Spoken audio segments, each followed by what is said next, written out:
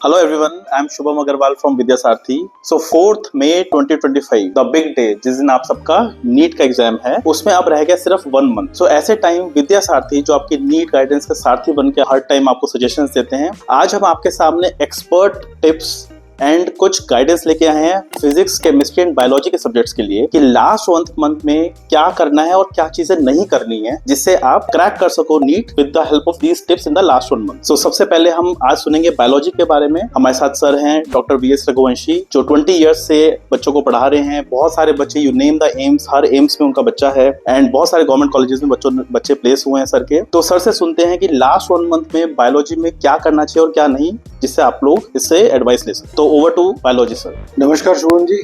सबसे पहले तो मैं ये कहना चाहूंगा कि इस समय की जो मांग है और जो ये समय चल रहा है उसके हिसाब से ये बहुत ही जरूरी और बहुत ही पर्टिनेंट क्वेश्चन है कि इस समय हम बच्चों को ऐसे क्या टिप्स दें सो दैट 4 मई को होने वाले नीट में वो बहुत ही अच्छा परफॉर्म करे. तो मैं इस प्रश्न के जो आंसर है उसको 2 भागों में डिवाइड करना चाहूंगा. पहले वो बच्चे जो बहुत अच्छे से प्रिपेयर्ड है और एक वो बच्चा है जो बहुत अच्छे से प्रिपेयर्ड नहीं है. तो सबसे पहले मैं फर्स्ट सेक्शन पे आना चाहूंगा. जिन बच्चों ने लगभग पिछले 1.5-2 साल बहुत जोरदार तरीके से मेहनत की है, और इन बच्चों में उन बच्चों को भी इंक्लूड कर रहा हूँ जिन्होंने ड्रॉप किया था, जिन्होंने प्रिपेयर किया था इन सालों में. तो उन बच्चों के लिए सबसे बड़ी टिप तो ये है कि उनको बेसिकली अपने आप को ग्रिल करना है, अपने आप को इम्प्रूव करना है 2 चीजों पे. Number 1 accuracy, number 2 speed. क्योंकि आज के समय में नीट के सिलेक्शन के जो मार्क्स आ रहे हैं, जिन बच्चों को मेडिकल कॉलेज मिल रहा है, वहां पर 2 ही चीजें बहुत ज्यादा इंपॉर्टेंट हो गई है. स्कोर, और स्कोर भी बहुत अच्छा. और एक अच्छे स्कोर को लेने के लिए दोनों चीजों की आवश्यकता है कि बच्चा जब नीट के पेपर को प्रिपेयर करे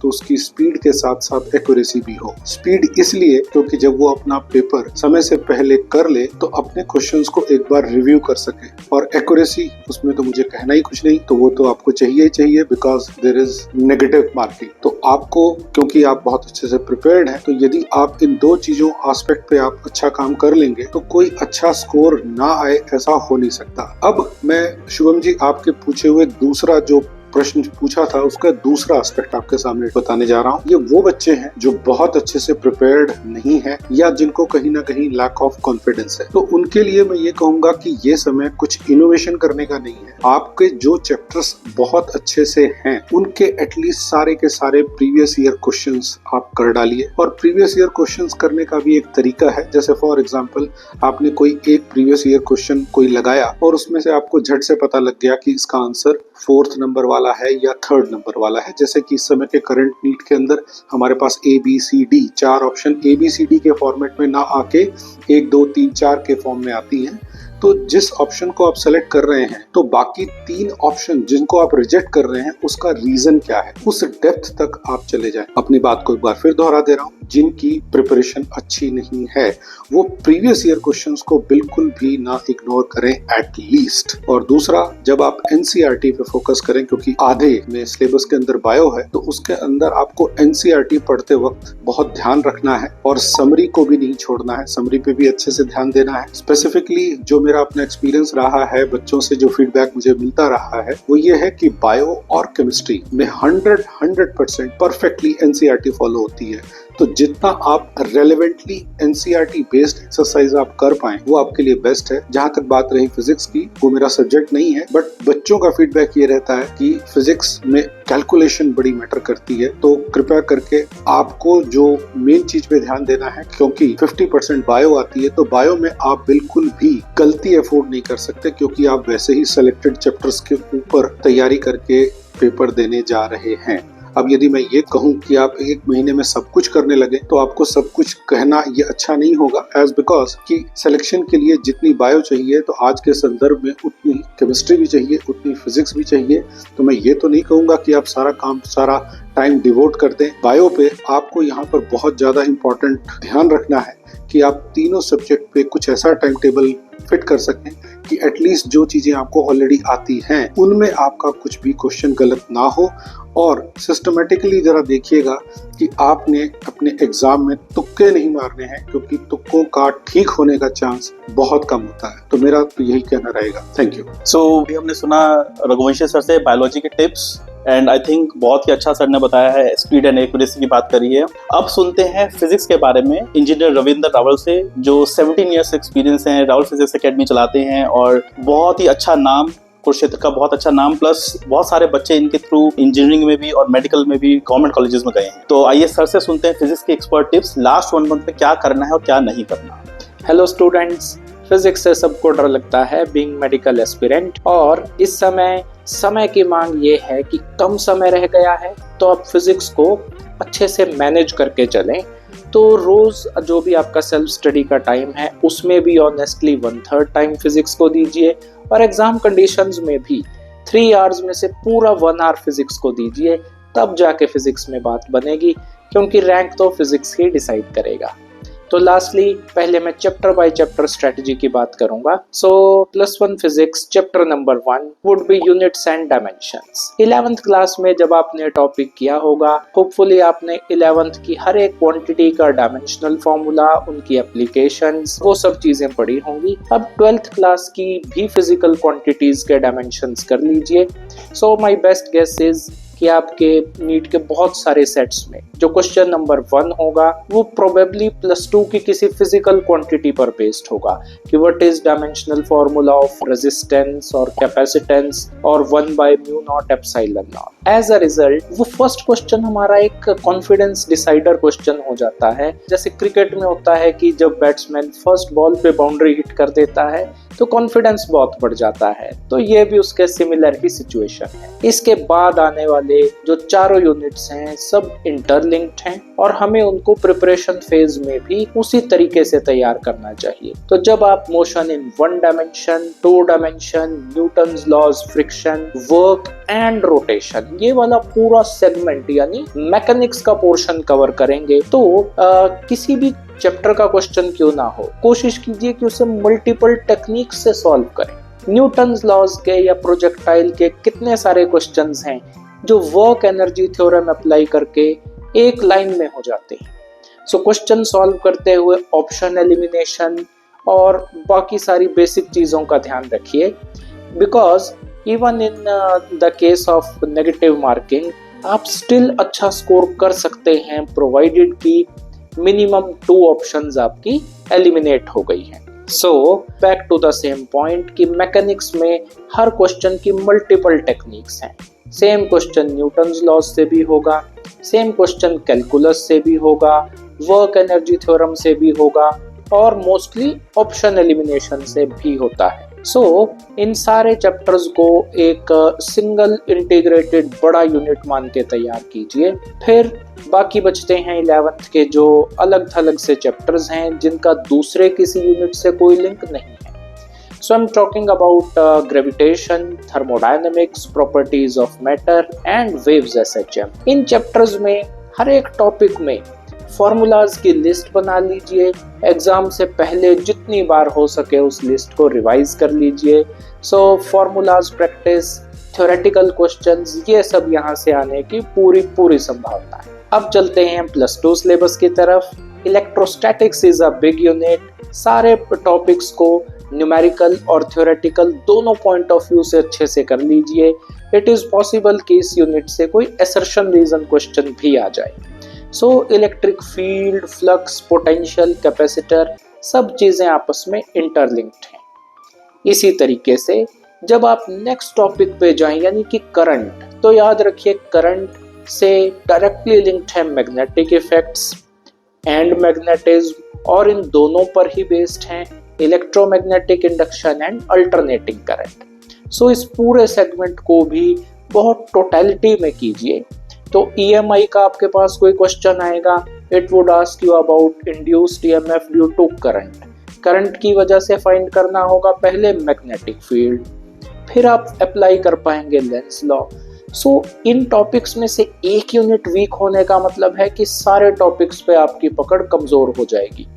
तो इन टॉपिक्स को एक लीनिएंट और सफिशिएंट टाइम दीजिए इस प्रिपरेशन फेज में। उसके बाद हार्डली 1 आवर में आप कवर कर सकते हैं टॉपिक ऑफ इलेक्ट्रोमैग्नेटिक वेव्स, जहां से एक क्वेश्चन आएगा और वो बहुत इजी ऑलमोस्ट एक फ्री हिट टाइप का क्वेश्चन होगा। Thereafter let us talk about optics. So recently concluded JEE mains, चाहे आप जनवरी सेशन के 10 दिनों का एनालिसिस करें, सो यू विल फाइंड कि ऑप्टिक्स के क्वेश्चंस थोड़ा एक्सपेक्टेड से ज़्यादा आए थे।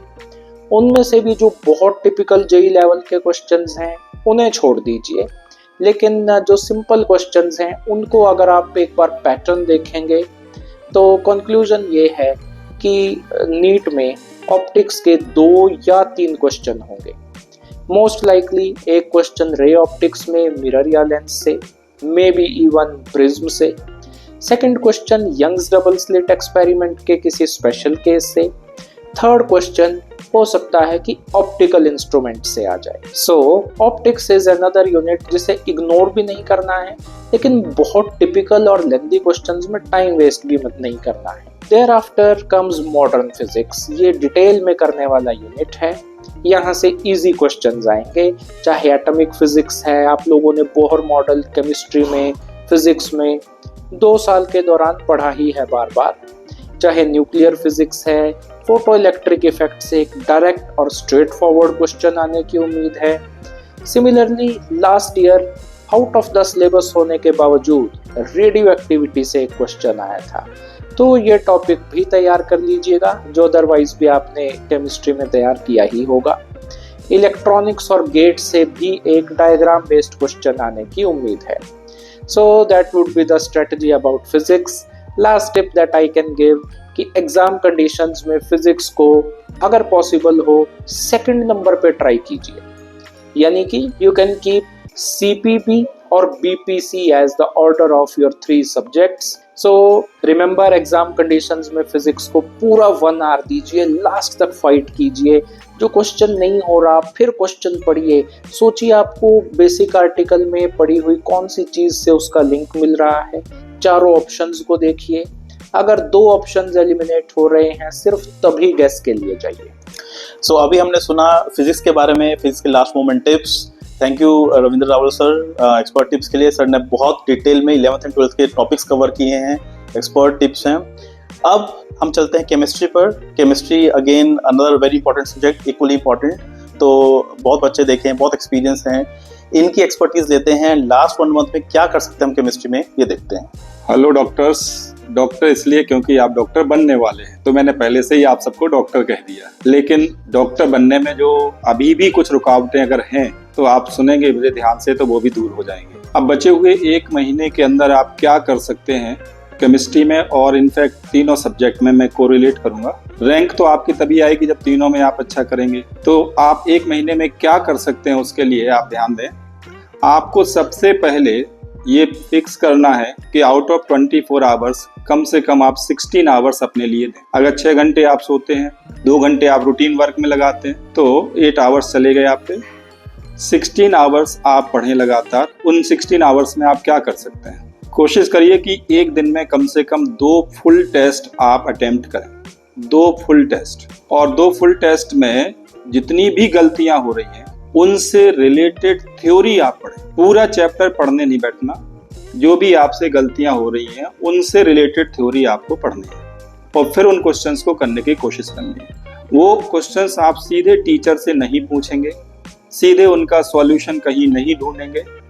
अगर आप इम्प्रूवमेंट चाहते हैं तो आप पहले थ्योरी पढ़ें उन क्वेश्चन से रिलेटेड, और अगर आपने वो क्वेश्चन कर लिया तो आप एग्जाम में जाके भी कर लेंगे। फिर भी आपने खूब पसीना बहाया और वो कुछ क्वेश्चंस नहीं हो पाए तो आप उनको टीचर से जाके पूछेंगे, रेडीमेड सॉल्यूशन नहीं देंगे। तो आपको 3 आवर्स के 2 टेस्ट करने हैं।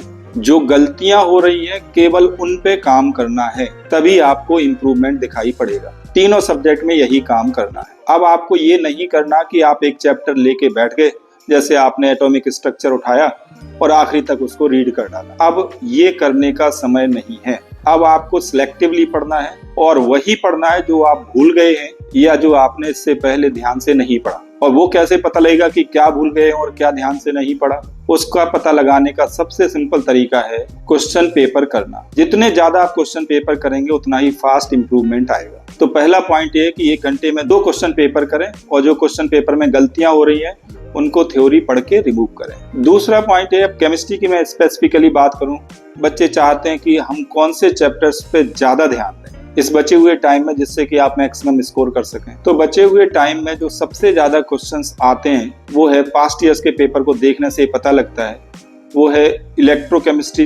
इलेक्ट्रोकेमिस्ट्री से फिजिकल में सबसे ज्यादा क्वेश्चंस मिलते हैं और उससे इंटरलिंक्ड हो जाती है इक्विलिब्रियम चैप्टर, आयनिक इक्विलिब्रियम और थर्मोडायनेमिक्स। तो इनसे रिलेटेड क्वेश्चंस आप ज्यादा से ज्यादा करें। अगर कोई एक्सरसाइज करना चाहते हैं, कोई सिंगल चैप्टर टेस्ट करना चाहते हैं, तो इलेक्ट्रोकेमिस्ट्री का टेस्ट आप करें, इक्विलिब्रियम चैप्टर का आप टेस्ट करें, थर्मोडायनेमिक्स का करें। 11th में आपको इक्विलिब्रियम और थर्मोडायनेमिक्स मिलेगा, 12th में आपको इलेक्ट्रोकेमिस्ट्री सबसे इंपॉर्टेंट टॉपिक मिलेगा फिजिकल में।